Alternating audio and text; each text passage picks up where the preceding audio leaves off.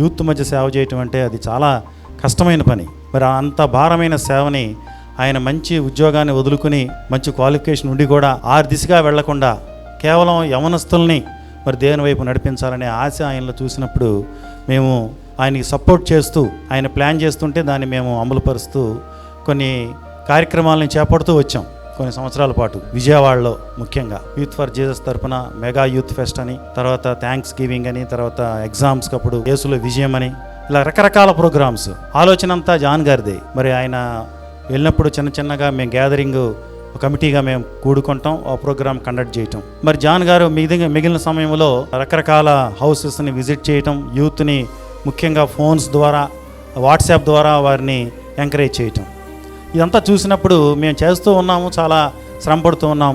మరి యూత్ని కొన్ని సందర్భాల్లో కొన్ని అకేషన్స్లో కలుస్తున్నాం తప్ప రెగ్యులర్గా టచ్లో ఉండటం, సంఘానికి టచ్లో ఉండటం జరగట్లేదు. జాన్ గారు చర్చి పెడితే బాగుంటుంది అని మా మనసుల్లో ఎంతగానో ఉండేది ఎప్పుడు. కదా ఆ మాట జాన్ గారి దగ్గర అంటానికి కూడా మేము భయపడేవాళ్ళం.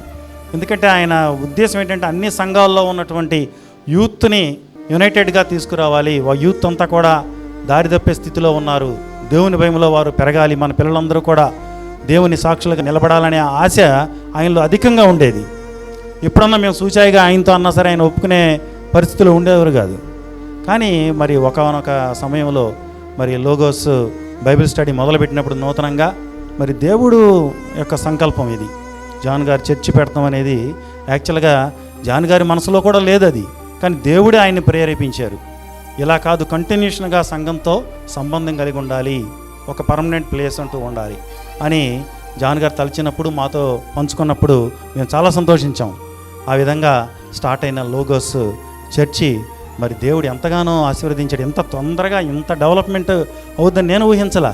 దేవుడు ఎంత తొందరగా మరి సంఘాన్ని అభివృద్ధి పరిచాడంటే చాలా ఆశ్చర్యంగా ఉంది. ఎంత మంచి ప్లేస్లో మరి ఎంత సుందరంగా తయారవుద్దని నేనైతే ఊహించలా.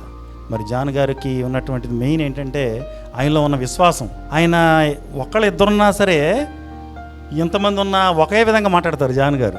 ఇప్పుడు కూడా సంఘ పరిచర్యలో కూడా ఎంత బలంగా మరి ఎంత తొందరగా ఇంత అభివృద్ధి చూడటం అనేది దేవాది దేవునికి వందనాలు.